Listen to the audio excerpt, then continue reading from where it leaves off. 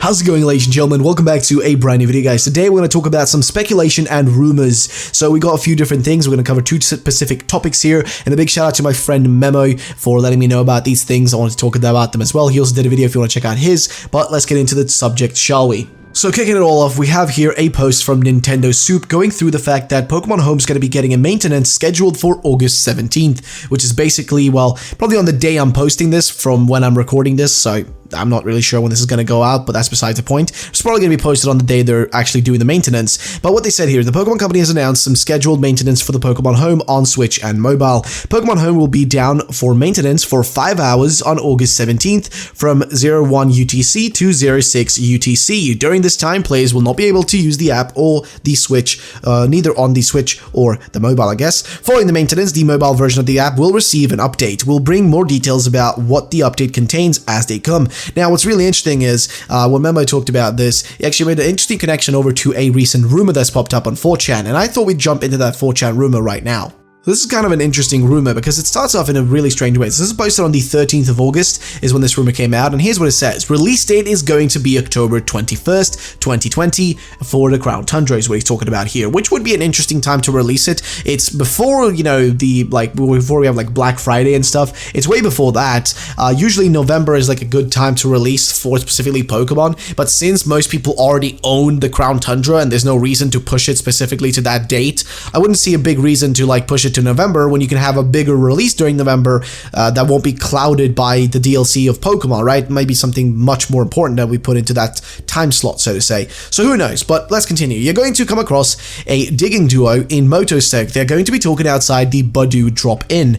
Once you approach them and start a conversation with them, you will find out they're waiting for Peony as they are on their way to the Crown Tundra to explore some ruins that have been discovered. Peony will show up and talk to the digging duo. He then notices you and recognizes you as the Galar champion. That's a bit odd, doesn't make any sense. Okay, I'm gonna go into why that makes no sense, but that doesn't make a lot of sense for one big reason, and that's the fact that you can do the DLC, at least the Isle of Armor. We don't know if the Crown Tundra is going to be different, but the Isle of Armor can be started from anywhere in the game, okay? You can start the Crown Tundra, the Isle of Armor, you can start it from any part of the game. You don't need to have a single badge to start the Isle of Armor. You can literally just play the first like hour of the game and then instantly go to the Isle of Armor. You don't actually need to be the champion, so keep that in mind. So this doesn't make a lot of sense unless the Crown Tundra is different than the Isle of Armor. Considering the Isle of Armor is so much smaller, maybe the Crown Tundra is in a different scale where they require you to be the champion to actually approach it because of levels and stuff. I don't know.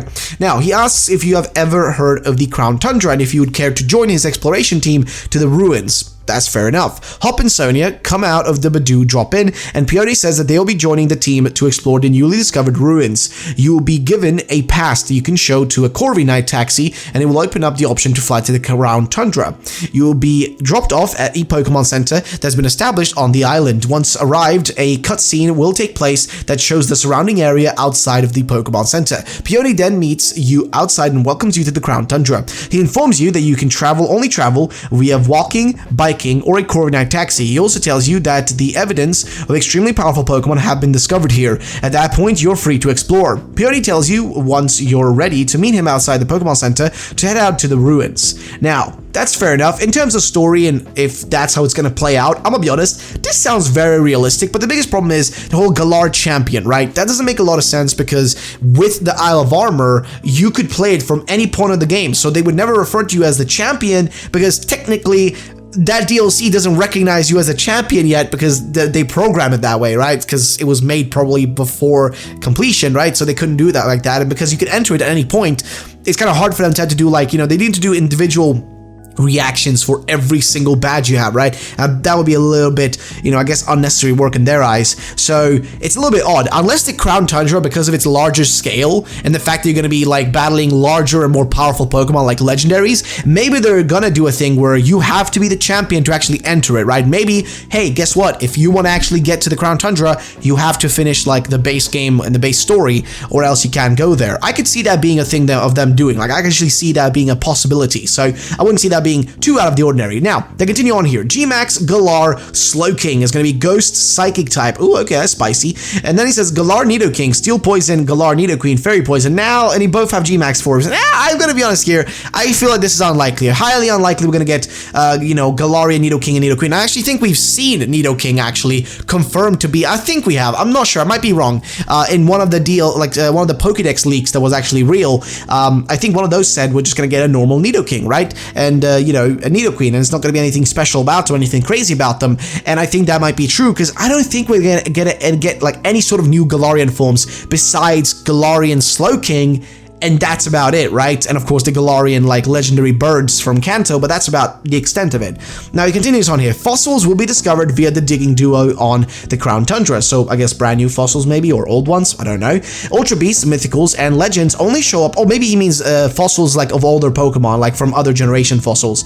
But he continues on. Ultra Beasts, Mythicals, and Legends only show up via a blue beam coming out of dens. That is very rare. That sounds pretty cool actually. We know there's going to be the whole like new co-op system within that, this DLC, so that's gonna be interesting. It continues on. The new Reggie's American names are Regivolt and Regidrake. Regieleki and Regidraco are the Japanese names. Now, I'm not sure if that is actually true, because I think we've already seen the English names. I think they're on the English website, so that's false. So I guess this rumor ain't saying a lot of real stuff here. I mean, this is bullshit, if I'll be honest with you, because we already know that those are their real names. Regieleki and Regidraco are their real names, or maybe they'll change it later on. I don't know, but that's what's on the English website at the moment, I think. So, next up, Megastones are also discoverable via the Digging Duo, and you'll find a Keystone and a Megastone for Blaziken, Swampert, and Sceptile in the Ruins. You can pick one. That sounds actually pretty possible, because we know that there's going to be the Gen 3 starters available for the Crown Tundra. They're actually within the files of that DLC, and in the Pokédex files for it, so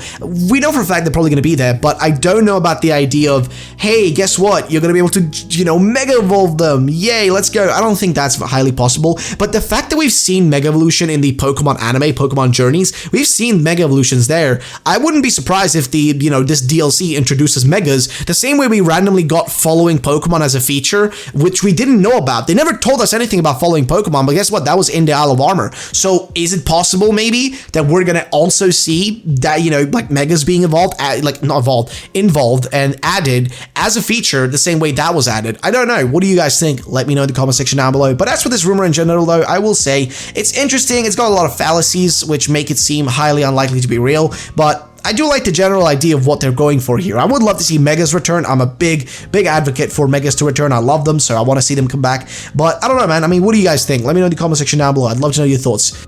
And that is it for today, ladies and gentlemen. Hope you did enjoy. If you did, then drop a like down below. Thank you so much for watching. My name has been Ruffle Rowlet. Please check out my other Pokemon-related content on the channel, which will be, probably on the screen and at the end screen as well. Please check it out. Give it some love and, all that stuff. And thank you so much for today. Have a great day, and bye-bye, ladies and gentlemen.